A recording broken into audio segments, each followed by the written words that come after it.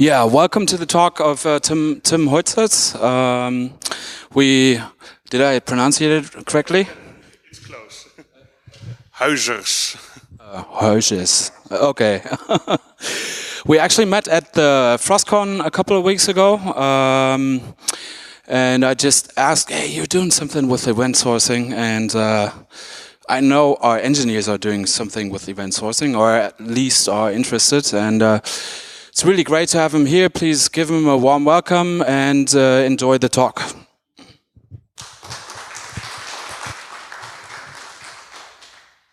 So, Mike, okay?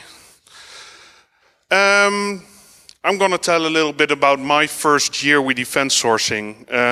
It's been a little bit more than a year right now, but I thought,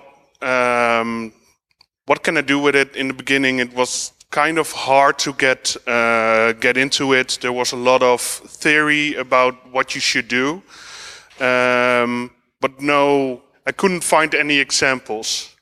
That changed when I did a tutorial at the Dutch PHP conference, and since, well, before that even, I've been fiddling with it and trying to get more experience with it, and even got something in production with it.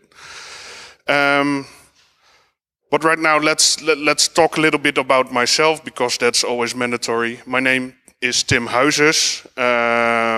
You can know me on the internet as Dragem or as Webbeard. It's like the Dutch webbaard, because I work with the web and I have a beard.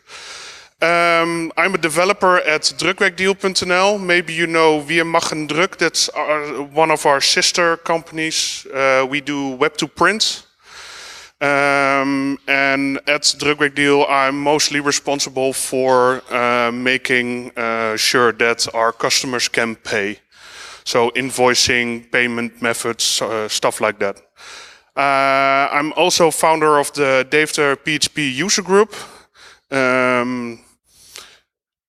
Not the biggest user group, but we're growing steadily. So if you're nearby, come visit us. So this is Devter. For the people that wanted to know, I've been through Nuremberg and really like it. So I thought, well, my city is beautiful. So let's talk about the first time I tried event sourcing. So there was a talk from Greg Young, and he really sparked my interest about event sourcing, but it was all theory. So looked a little bit online, had limited knowledge, no experience. I thought, well, I want to do it clean, so I don't want third-party software in my domain. I want to make it clean, and well, it was doomed from the start. It was every problem that I encountered, I didn't know what possible solutions there were. So nice try, doomed from the start.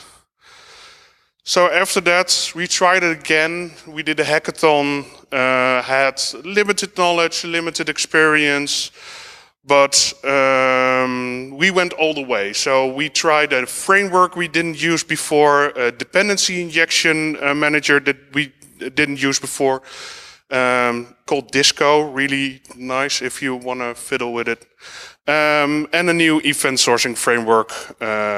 Still not enough knowledge, still doomed from the start. So the third try, actually had some knowledge, actually had some experience. We took a framework that we knew, a database that we knew, an event sourcing framework that we knew. Still, with all those things in place, it's still doomed. It's running right now, but it's going to be replaced, but not because the event sourcing part. I'm still very proud of this one. So I guess you could say I know what I'm doing. I failed enough now. But let's talk a little bit about beer. I'm into craft beer. This is one of my favorites, the Kentucky brand stout. Really powerful, high in alcohol. Yeah, you can drink 3 of those and you're drunk.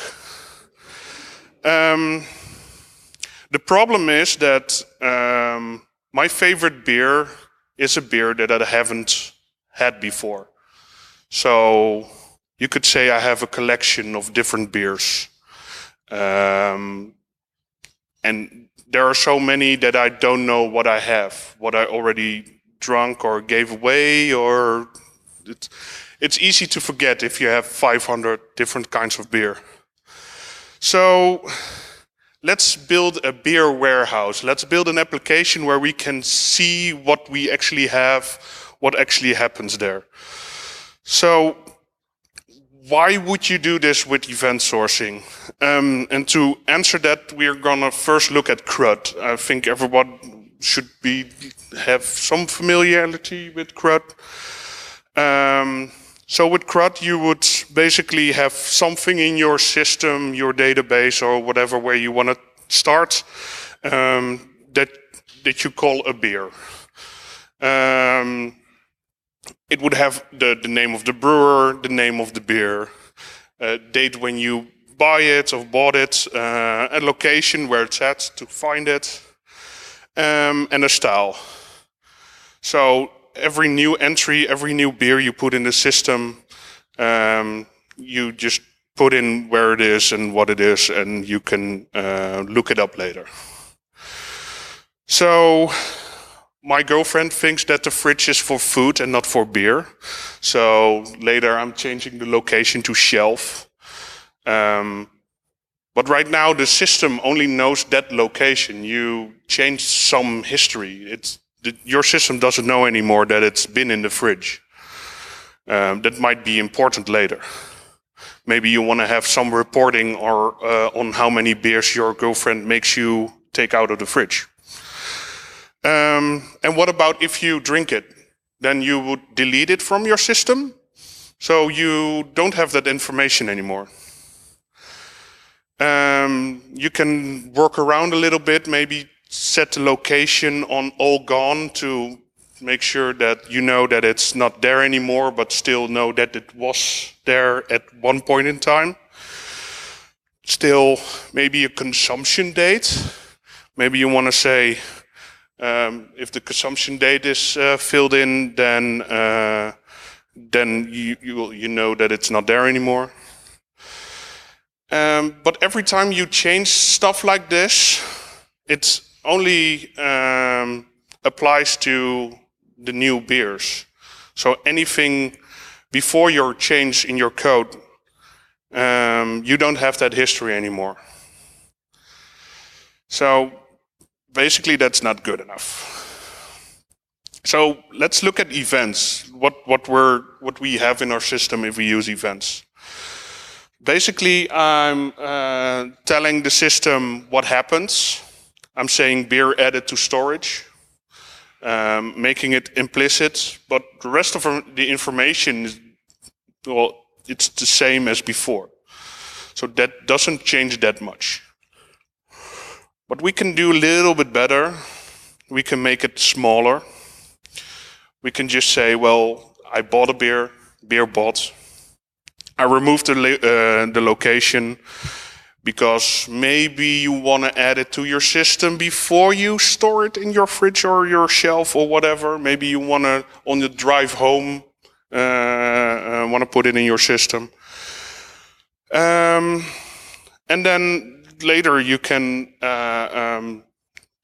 call the beer moved and say, well, I now put it in my fridge. And you can even reuse that when you move it from your fridge to your shelf. You can use the same event. What about consumed? Very easy. You're just saying what happened, and you only need the identifier of that beer. So it's a long GIF. I think she's impressed. So let's recap what you got with event sourcing. If you used CRUD, you know what you have at that moment. You know when it consumed, you know where it is. But with event sourcing, you get so much extra information. You know what you have, you know when it was consumed, where it is, where it was before, when it was moved, where it was at any point in time, how many times you moved it, when it was added to the system, and what else was moved on that same day. The list goes on, but these are just a few examples of what you could get from your events. Eric Evans, the creator or the writer of one of the most important programming books there is, Domain-Driven Design, says every software program relates to some activity or interest of its user. I think with event sourcing, you're basically telling what happens in in the real world. So if you want to have a program that's close to the activities or interests of your user, event sourcing might be an option for you. Basically, you're telling a story. So when do you want to use event sourcing?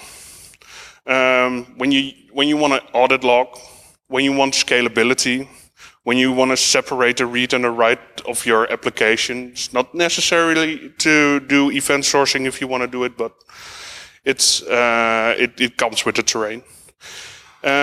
What about if you want to replay events on your dev machine to get an accurate situation of the state at one moment in time? How great would it be to get a message, an error message in your logs, and you display or you replay all the events until that point, and you know exactly what the state was at your production machine. If you want to do reporting, but you're not quite sure what kind of reporting, you can just do the reporting later. And if you're completely done with mapping objects to tables, then maybe give event sourcing a try. So when do you not want to use event sourcing? When you only need a simple CRUD system. For instance, to track all your beer in your fridge. When you're processing a lot of personal data, by default, personal data is mutable, so event sourcing is not the greatest place for personal data. If you want to query a lot of things on the database, you could do it with event sourcing, but if that's like your main priority for your application, there are other options. And when you're not used to event sourcing and you're starting on your big projects for production, maybe not start with event sourcing. Maybe start with something for a hackathon or side projects first. So let's see how event sourcing would look in code. For the examples, I'm using prooph. There's a small disclaimer that recently prooph announced that they think your domain needs to be clean, and they changed up their approach a little bit, but until the end of 2019 this would still be valid. But yeah, small disclaimer. If you go to getprooph.org and you see this, then you're in the right place. Basically, what I'm going to show you is this. We have commands. So I'm saying something to my system, buy beer or consume beer. I have a command handler, buy beer, consume beer. Each have their own handler. Those go to an aggregate called beer. Basically, your model with all your business logic. And the result of that would be events like beer bought, beer moved, and beer consumed. So let's look at the commands. This is the buy beer command. You're seeing the extends command and the implements payload constructible. Those are prooph stuff. So if you use prooph right now, you can use those and you don't have to worry about overhead functions that will be the same in every instance. There's a payload trait just for prooph to do all the stuff for you. So basically what you have to do is say, I have a static function from warehouse. So you're saying, I buy a beer for my warehouse. The information is passed on. Location, maybe you don't know the location yet. And the result is an instance of itself. Basically with the payload in it. So it's an array with the information. If you want to retrieve that information, just normal get functions are enough here. I'm using value objects here, but if you just want to return a string, that's all fine. It's all up to you. And the last thing is the set payload. It's something that prooph needs to build up if you want automatic commands that you don't build yourself. So if we look at the consume beer, basically it's the same, but the things that are important for you, like what happens in your system, that is different. So instead of all the information, I only need the beer ID. And again, I have a get function to get the beer ID and the set payloads. So those I built, those I put in my system. I let prooph handle them, and prooph will have some kind of configuration to get them to the command handler. Configuration depends a little bit on what framework you use, what kind of configuration you want, but it's pretty easy. It would just be the namespaced class name to namespace class name, something like that. So the command will be handled in the buy beer handler. In the construct, we need some kind of collection, so we know where the system stores the beer. In this case, it's the beer collection. And we have an invoke method. So basically, this class is just a simple method where we, in this case, make a beer object with a static function. Write information is passed. Then the move to function is called with the location. Yeah, because in the previous example, you saw that the location could be null, so an if check would be nice here. And then we save it to the collection. And if we look at the consume beer handler, again, you need the beer collection, and the invoke method only accepts the consume beer command. And we get the beer from the collection. We say we consumed it, and then we save it. It's pretty simple. So let's see what that looks in the aggregate, in the beer object. So the static function buy beer, again, accepts brewery name style. It makes an instance of itself. It's setting a beer ID, so it's generating an ID for this beer because it's new. And then it calls the record that function. The record that function will make you're making the event with beer bought with data, and the record that will make sure that prooph handles that and puts it in your database. The other function we saw was the move to. Again, location goes in. It's calling the record that with the event you're making, beer moved. It has all the data it needs, and that gets handled by prooph. The last one here is consume. Again, You only need the event, and you're telling it now, so it will generate a datetime object for you, and it will record that. So let's see what those events look like. So here we see the beer bot event. Here we extend the aggregate change. That's the prooph class that you would use to use the right functions that are in there to make sure that prooph handles it well. The with data we saw that it was called in the aggregates. It makes an instance of itself. The occur is something that prooph handles for you. You just have to put in the right information. Here I'm setting some variables to itself, but that isn't even necessary if for you're not going to use it directly.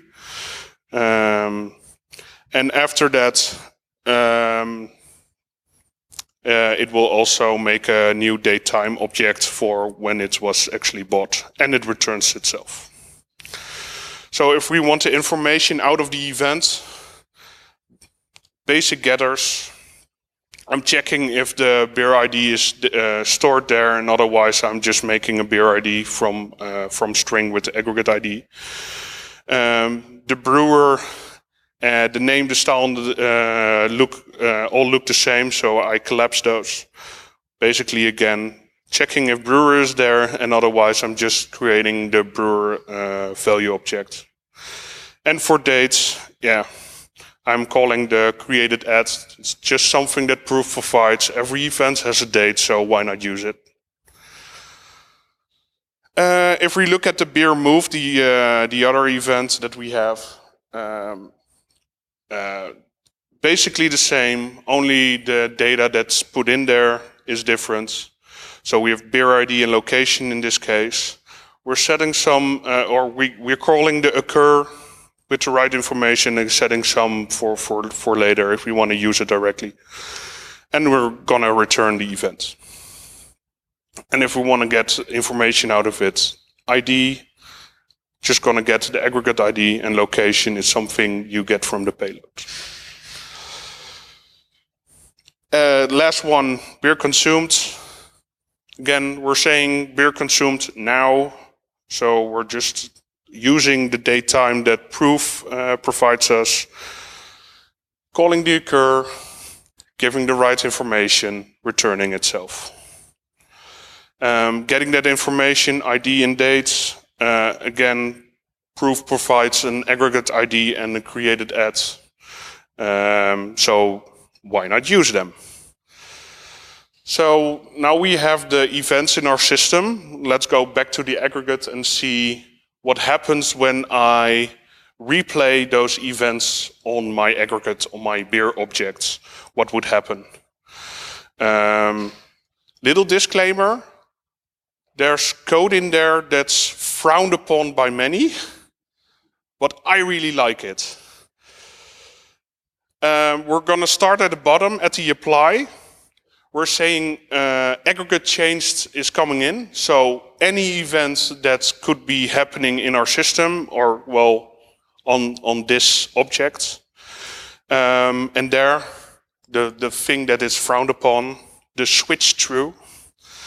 I'm just saying, well, whatever event you're having, I will know what function you should call. I've seen multiple implementations of this. If you want to make something dynamic with just getting the name of the event and then put when in front of it, I've seen that. You're free to do whatever. I really like this. So basically, event goes in, the right function is called, and in that function you have the functionality of what has to happen when that event is played. So if we look at the bottom one, when beer was bought, the event goes in, the information is set to that object. At that point it's available. Let's say that you have some kind of concatenated fields where you have the brewer and the name in the same field, this is like this would be the place to concatenate that. Same with was moved, location, and the beer was consumed, the date. It's just set to that object. And then it's done. Then it's replayed that one event, and it will go on to the next one. So in the aggregate, of course, you want to get the information from it. So brewer, name style, bought on, consumed on, and even the aggregate ID might be important information to use further up in your system. So basically, we just built this. We have the commands, the buy beer command and the consume beer command. We have the buy beer handler and the consume beer handler. That goes into the aggregate, and in the aggregate, the events are created and will be saved in your system.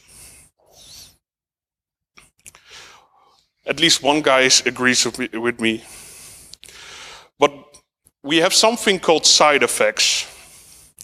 Basically, if you want to make a clean system, you want to have your business logic in one place and your infrastructure code in another place. So you want to say that you have a collection of beer, but you don't want to have your code to call your database and like make SQL queries. You don't want those together with your business logic. So one of the things is you can just make an interface, say, I need this to be able to happen, but there's nothing in there that you don't see that's a MySQL database, or maybe you saved it in a text file or posted it to Twitter. It doesn't matter for the system. It's just saying what it needs. So basically, you're building a giant border wall around your domain logic. So that means that you have to structure your application. Again, this is my interpretation on how I would do it. I've seen it in different forms. But I would be doing something like this. I would have a folder with application data. I will have a folder with domain data. This is my important bits. This is where the objects are that I've shown you. And at the bottom, we can see that there's an infra folder for calling my database, my cache, my Twitter, whatever. So maybe you want to know what is actually saved to the database, what the event, what the result of that event is. It doesn't need that much. It's like every event has this data or this kind of data and basically nothing more. So you have an event stream. You can have multiple event streams. It has a number, which is just an auto increment of those events. It will have an generated event ID. The event name would basically be the name of your object. Payload will be the information, like the brewer or the location. You can have metadata that's like entirely free for you to fill in if you want to store the browser version of your user. That's okay, whatever. Created at, it's the date the event was created. The aggregate version is could be very important for your situation where you want to know how many events were triggered on one type of beer. Let's say I put the KBS in there and then move it again and then consume it. So the last event would have version 4 because it's the 4th event on that particular beer. Every beer has its own ID, so that's the aggregate ID. And the aggregate type will basically would basically say beer, because that's the class that I use for the aggregate. So I have this build, but how many beers do I have? And how many different styles do I have? How many beers did I drink in the last 30 days? And for this we use projections. Basically, everything that you need a list of, you can make a projection. So projection in prooph, it allows you to loop through all the events, all past and present events, and build your own view. There are three parts of it. One is your read model, where you define the data that you want to use. So let's say that you're only interested in the style of the beer, then you only need style of the beer in that read model. The projection itself is the logic to know when to add something to your database and when not to add it to your database.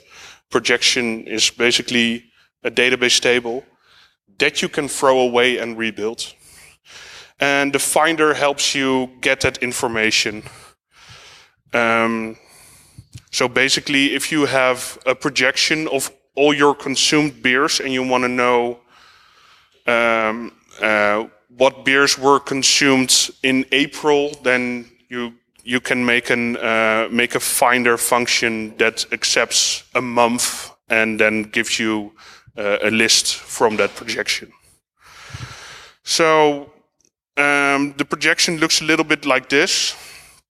Basically, you have a project function, and in that project function, you call from stream from your projector, basically your event stream.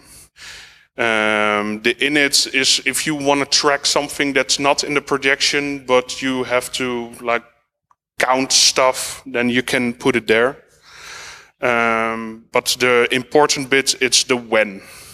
In the when, you say, okay, when beer bought event is called or is read, I want to call the insert on my read model, and I want to insert an ID, a brewer, a name, a style, and the bought on. That information all comes from the event and is then stored in your database. If we go a little bit further to the beer moved, we again call the stack function of your read model, but this time with an update. So you're saying update where the ID is this, and update the location of this this beer in your projection. And the last one, beer consumed.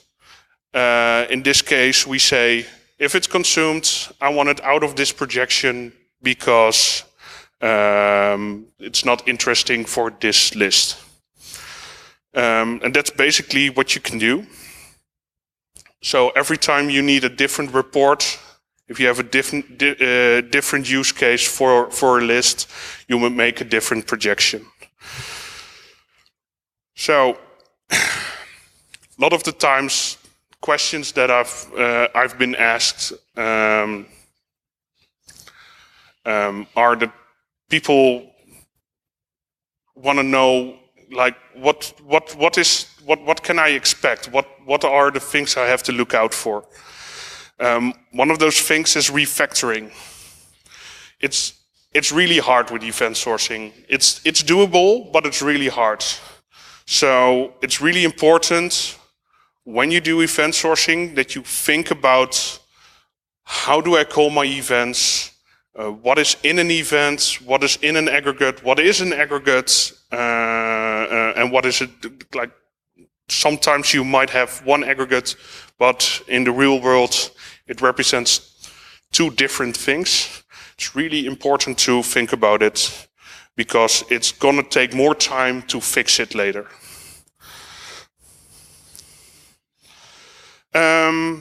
But one of the things you could do is versioning. Let's say that you want to add information or change the name of a field or whatever. You can make a new version of that same event and support both the old version and the new version. If something else is happening in your system, if there's a use case that a user does something, why not make a new event to represent what is happening? For instance, maybe a bottle broke. You don't want to be calling beer consumed. That's not what really happened. So maybe you want to have some event to say, okay, this bottle is now gone, but I didn't consume it. Naming things is hard, but it all depends on your domain. And the last thing is, well, just make the event right from the start. That would be the best thing. So, what if something is wrong with the event? Basically, events are immutable, so don't change them.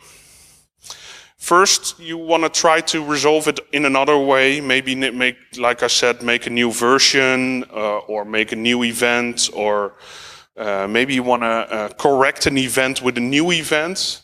You can try something called Upcaster, where you change an older event to a newer event before you replay it to your system. You can create a new stream and just transfer the events from one stream to the other, but correct them in that process. But yeah, if it's good for you, if you don't work at a bank or anything, or insurance, or maybe something nuclear missiles or whatever, you can just change the event in the database. It's like, what's your level of immutability? If you say, well, it was supposed to be that from the start, okay, you can just change it.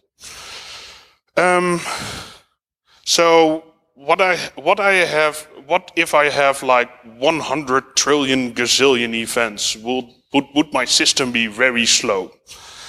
It's like, okay, if you're gonna build this and you have more than 1 million events for one aggregate, then you have more experience than me, so you don't ask me. But it's not going to be a problem. There are different solutions for that. It really depends on what kind of environment you're working, what you can actually do. One of the things is snapshots. You can say, I want a snapshot every 1,000 events, so I don't have to loop through those 1,000 events anymore. Then you just say, well, I've like a snapshot of what happens, and then I replay the newer events on top of that. You don't need snapshots from the start. It's like everyone I've talked about, everyone that did event sourcing said, we thought we needed snapshots, but it turns out that the system is so fast that we just didn't implement it because it's not needed. I'm sure there are people working at banks that have more events that use snapshots, but I've never met someone that needed it. If you're gonna use snapshots, trigger them on events. Just say every 1,000 events I want a snapshots. It's like automate that stuff and you're done with it. Remember, pure event sourcing is not the holy grail. It's not that like everything is going to be better if event sourced. That's not true. Some things you just want to make a CRUD system of. You don't want to save personal data in events. Again, personal data is by itself pretty mutable. And what say, I think everybody heard of GDPR. Yeah. You can have you can request to be removed. Well, are you gonna delete those events? There are solutions to do it in event sourcing, but it will be much easier to not do this in event sourcing. Just store some kind of account ID, of client ID, of whatever, but don't store names or phone numbers or email addresses in there. If you want a list, make a projection. It will make it a lot easier to read all the information. If you're going to start event sourcing, try a hackathon first. Don't start tomorrow with something that has to be in production next week. It's not a good idea. And remember, if you're not working at an insurance or banking institute, your database is not holy. So, what now? I expect everyone to tomorrow or maybe next week to start event sourcing. At least try something. So if you want to get familiar, have some information, documentation, Gdpr is a really good source. If you use Symfony, there's an example completely done in Symfony. I wrote down the sources for you. That's in the presentation, so you can look at it afterwards. If you don't want to use PHP or you want to use something else, you can use Broadway is PHP related, but Acon and Akka are not. Basically, I think Acon and Akka are both Java related, but I'm not sure. And they are a little bit more mature, where you can event source multiple services. And that's basically it. Thank you for listening, and if you have any questions.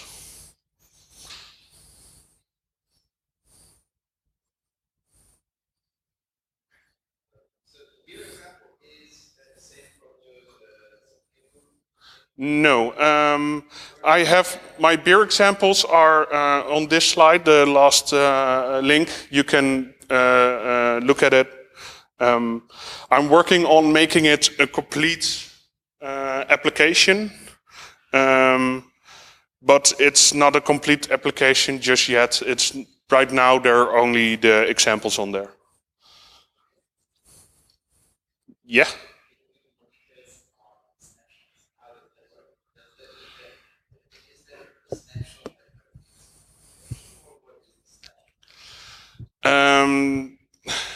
Basically, snapshot in theory would be a representation of a given moment in time.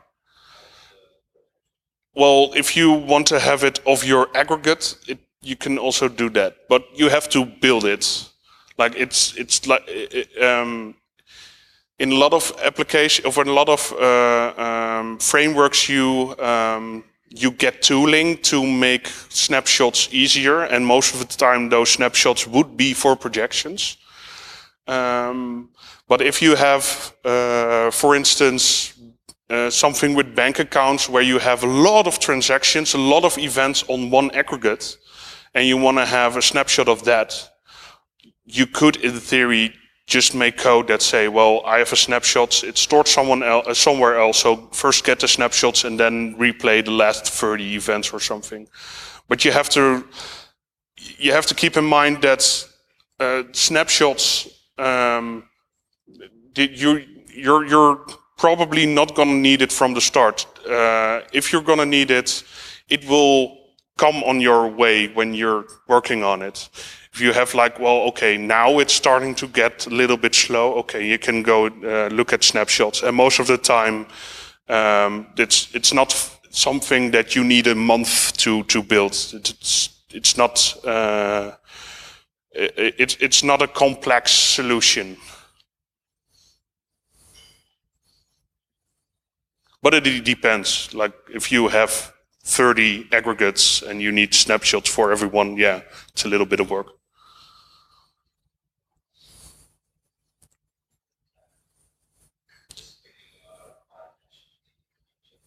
Yeah. yeah, I would not use prooph for that. Maybe you can, Akon or Akka are actually something you can use, or like I said, Kafka, but this, like, in my opinion, I'm really glad that prooph changed their whole philosophy, where they say your domain needs to be clean of third-party code, so you need to build it yourself and know what is happening.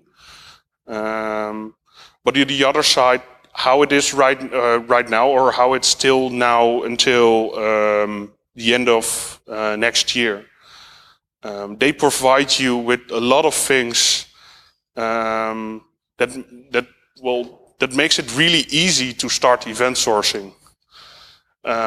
Yeah, and yeah, we used prooph in production, and yeah, if we want to get rid of it, it will take a little bit of time. It won't be like years or anything, but it's just not necessary. So why not?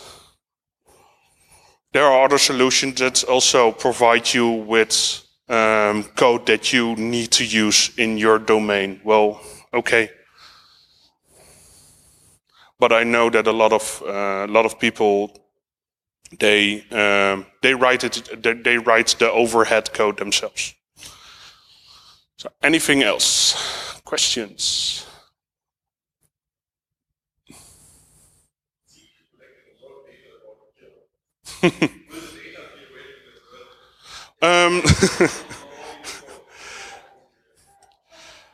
I think there are better resources to have a lot of data about beer, like sites like Rate Beer and Untapped. I don't know about Rate Beer, but Untapped has their own API. I've used it before just to get... I made my own algorithm to check what the best rated beers at a cafe. So I know when to get in and say, oh, give me your best beer, and I know which one it would be. But basically the data I have right now is this. Yeah, it changed a little bit, and it's a little bit more right now. The pictures from 2 or 3 months ago. You even see some bottles with that labels. That's something I brewed myself, but yeah, that's basically, this is why I would need a system to track my beer. Yeah. Anything else?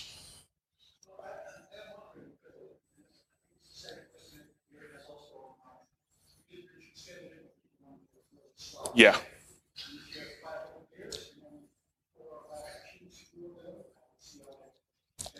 Yeah.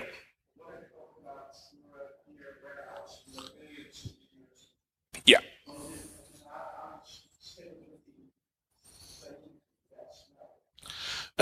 So scalability doesn't really come in mind when building this, because if I don't use too much overhead and weird stuff, then I can have like the cheapest option on Amazon, and it will just run like it will run like something that's really fast. But yeah, scalability would be a problem if you have like 30,000 events every second. Yeah. Basically, event sourcing gives you the opportunity to distribute that. You can make an instance that's in charge of updating your projection.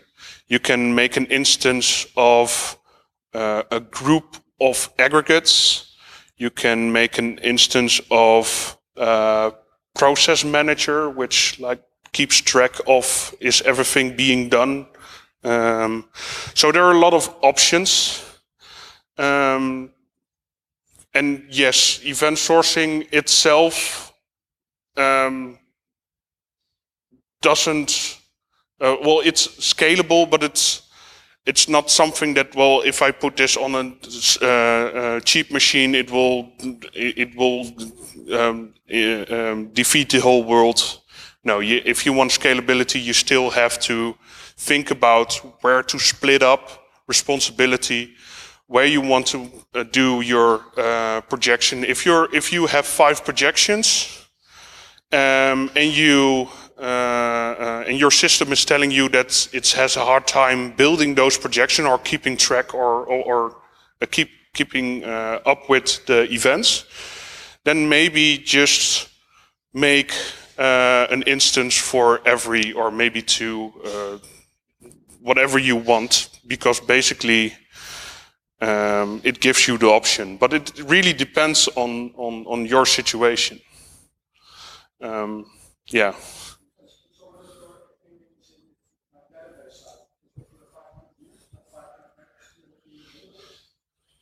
Yeah. Yeah. Yeah. Again, it depends. I think that the example is like a lot of events on one aggregate. You could say that you change your event stream every year. Just make a snapshot of the last state of like 2017 and then start a new event stream on top of that. And then snapshots, and like you can use every little thing that's available for you. But some of the times you might want to look at separating those, saving those in different databases. Yeah, it really depends on the situation. But most of the time you can easily divide it up in different aggregates. If I have something for beer and I have something for food, for tracking what kind of food I have, I would build that in different aggregates. So I would have different instances, different database, or well, at least tables. But if it grows really big, I can have different databases or whatever. Maybe I want to save the one in Mongo and the other one in MySQL. Yeah, it really depends on your situation, but you have a lot of options.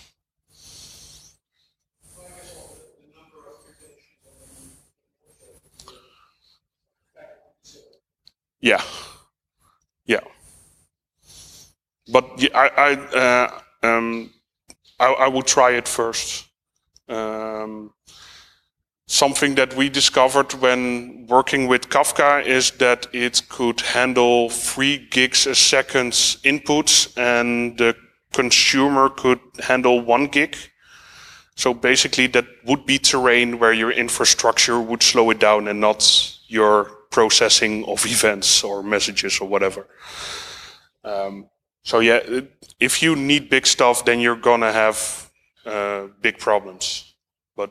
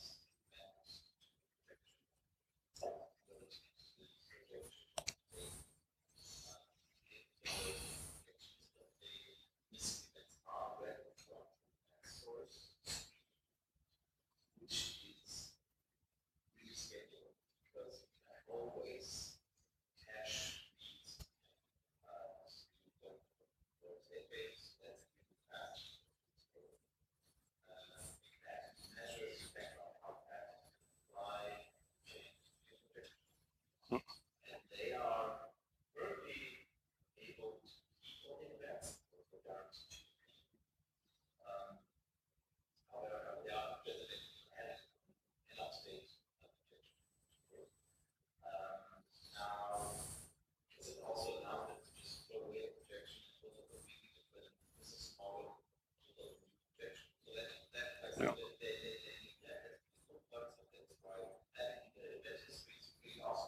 Yeah.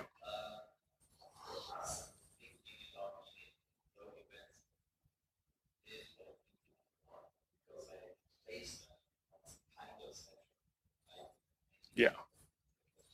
Yeah.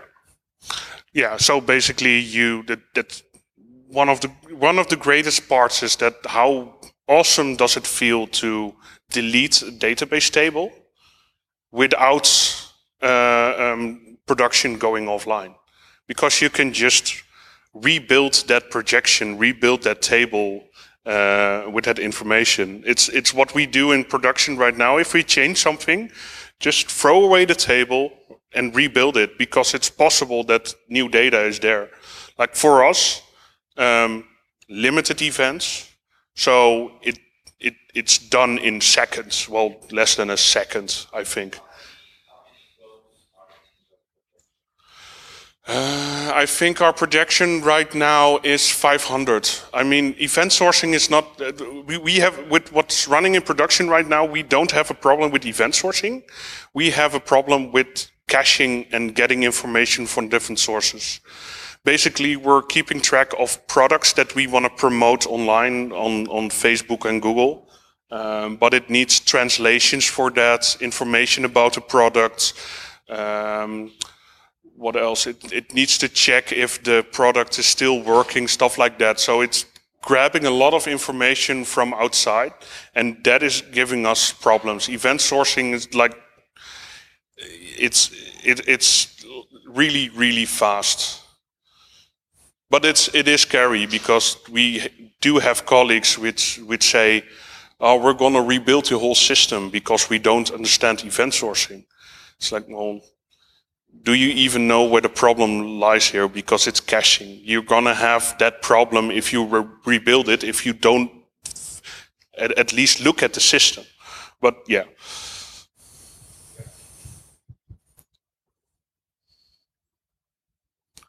So last chance for a question. Well, no questions, then thank you all.